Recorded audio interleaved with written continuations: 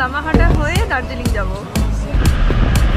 আমাদের এবারে দার্জিলিং যাওয়ার পর ঘুম মনাস্ট্রি দেখার পরে হঠাৎই ঠিক করলাম যে আমরা লামাহাটে ঘুরেই তারপরে বাতাসিয়া লুপ দেখে দার্জিলিংয়ে যাব।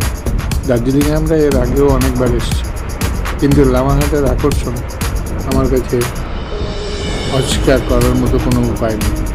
এর সৌন্দর্য, পথের পাইন বন ইত্যাদি।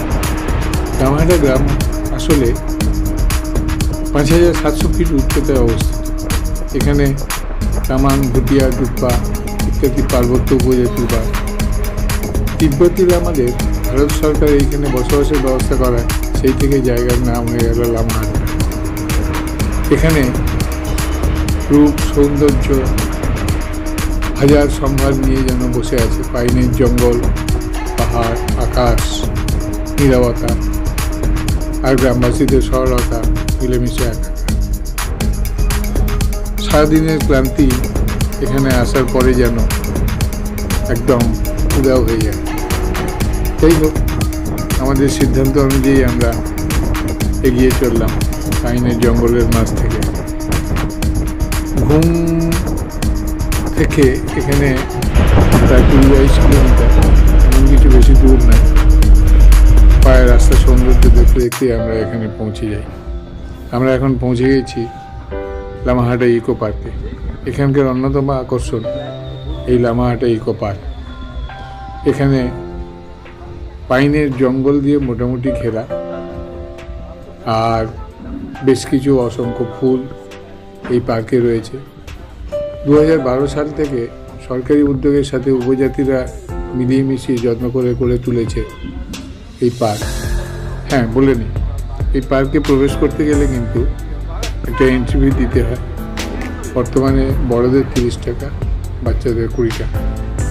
যাই হোক, পার্কের ভিতরে সুন্দর বসার জায়গা আছে। এখানে যতক্ষণ ইচ্ছা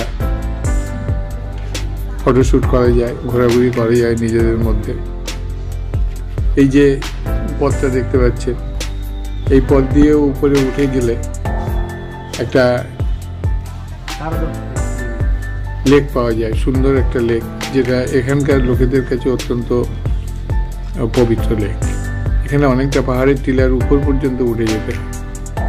যাই হোক, এখানে সারাক্ষণ আমরা ঘুরে ঘুরে ঘুরে ঘুরে এখানকার সৌন্দর্য দেখতে থাকলাম। কেননা রাস্তা থেকে যে অবস্থা পর্যন্ত দেখা যায় এই লামাহাটা পার্ক, এই যেটা দেখছেন এই একটা টাওয়ার আছে, ওয়াচ টাওয়ার, ওখানে উঠে দেখলে আরও বেশি ভালো লাগে। এখানকার সৌন্দর্য, যদি আকাশ একটু ভালো থাকে, আকাশের সৌন্দর্যও কিন্তু অস্বীকার করার মতো কিছু নেই। এই সমস্ত দেখে দেখে সারাক্ষণ ঘুরে ঘুরে সময় কাটানোর কিছু ব্যাপার না। এখানে অবশ্য এর মধ্যে ভিতরে বিশেষ কোনো খাবারের জায়গা নেই। খাবার, নোংরা ইত্যাদি এই সমস্ত করা এখানে নিষিদ্ধ আছে। এবং এই প্রাকৃতিক সৌন্দর্যকে রক্ষা করতে গেলে আমাদের সবাই মিলিয়ে এই ব্যাপারটাকে লক্ষ্য রাখতে হবে। এই পার্কটা যাতে ঠিকঠাকভাবে পরিষ্কার পরিচ্ছন্ন থাকে, তার দায়িত্ব আমাদেরও বটে। আমরা ঘুরলাম, ঘুরে ঘুরে দেখছি। আপনারাও এখানে আসুন, এখানে দেখবেন পাইনের জঙ্গল, আকাশ মিলেমিশে একাকার।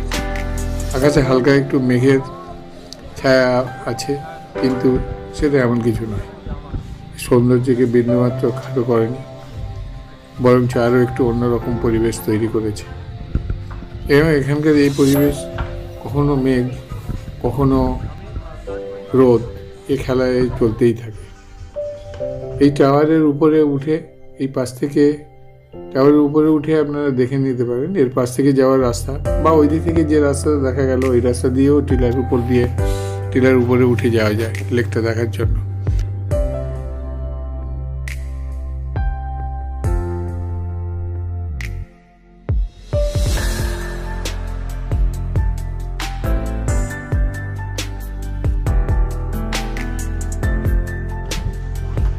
আমরা এখানে বেশ কিছুক্ষণ সময় কাটাচ্ছি। এই কাটানোর পরে আমাদের প্ল্যান আছে এখান থেকে ফের ব্যাক করব।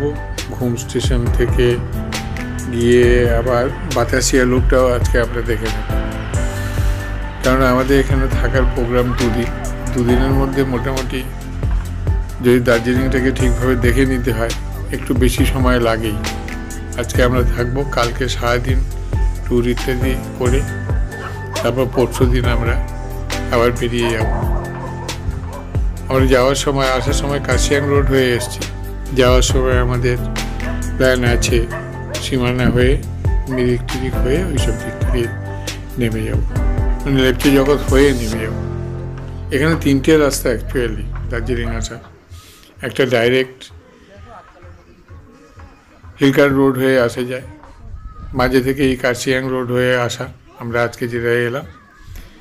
আর ফেরার সময় আমরা যাব লেপচা জগৎ হয়ে বেরিয়ে চলে যাব। ঘুমের একটু পরে থেকেই লেপচা জগৎ থেকে সোজা সীমানা হয়ে মিরিক হয়ে দেখতে দেখতে দেখতে দেখতে আমরা চলে যাব। এই রাস্তা দিয়েও উঠে গিয়ে এখানে বিভিন্ন রকম রাস্তা রয়েছে, যেখান থেকে গিয়ে টিলার উপরে উঠে যায়। এখান থেকে উঠে গিয়ে বসার জায়গা যেখানে সেখানেই করা আছে, লোকজন উঠতে উঠতে বিশ্রামও নিতে পারবে, কোনো অসুবিধা কিছু নেই। যাই হোক, আমরা এইভাবে সময়টা কাটালাম এখানে। আপনারাও আসবেন, এখানে এসে থাকতেও পারেন। এখানে থাকার আগে খুব কমই হোটেল ছিল, কিন্তু এখন এখানে যথেষ্টই হোটেল আছে। এখানে ছোট বড় সব মিলিয়ে মিশিয়ে অনেক হোটেল তৈরি হয়েছে। এবং এই যে মান, যে হোটেলে থাকার সাথে টাকা পয়সা ইত্যাদির যে ব্যাপারটা থাকে, সেগুলোও কিন্তু খুব বেশি, অসম্ভব বেশি নয়।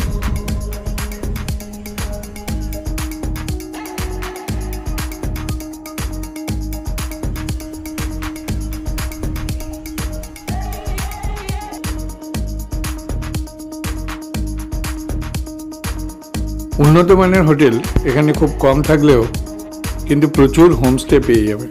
যদিও হোমস্টেগুলোর মান আপনি নিশ্চয়ই 5 স্টার আশা করবেন না, কিন্তু উপজাতিদের ব্যবহার ইত্যাদি আপনাদেরকে মুগ্ধ করবে।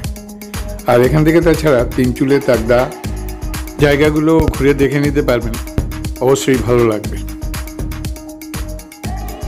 এখানে ঠিক সময় আসলে কিন্তু অনেক অর্কিড দেখা যায়, প্রচুর অর্কিড আছে এখানে।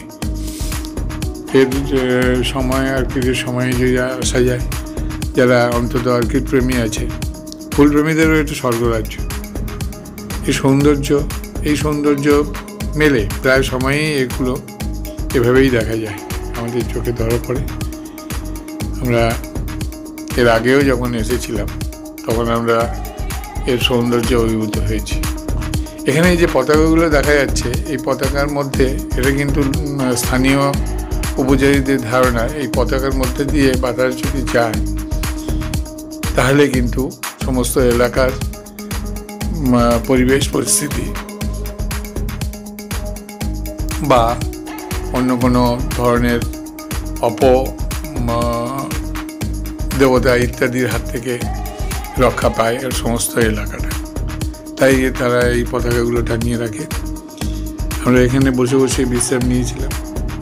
আমরা একটু বিশ্রাম নিয়ে আমরা মোটামুটি একটা সিদ্ধান্তে আসলাম যে আমরা এখান থেকে আবার বেরিয়ে পড়ব। কেননা এখানে প্রায় আমরা ভোরবেলা বেরিয়েছিলাম, সেখান থেকে ঘুরে ঘুরে আস্তে আস্তে এখন প্রায় 12টা সাড়ে 12টা বাজে। এরপর একটু বাতাসিয়া লুপ দেখে আমরা বিকেল সন্ধ্যায় ঢুকে পড়বো দার্জিলিংয়ে।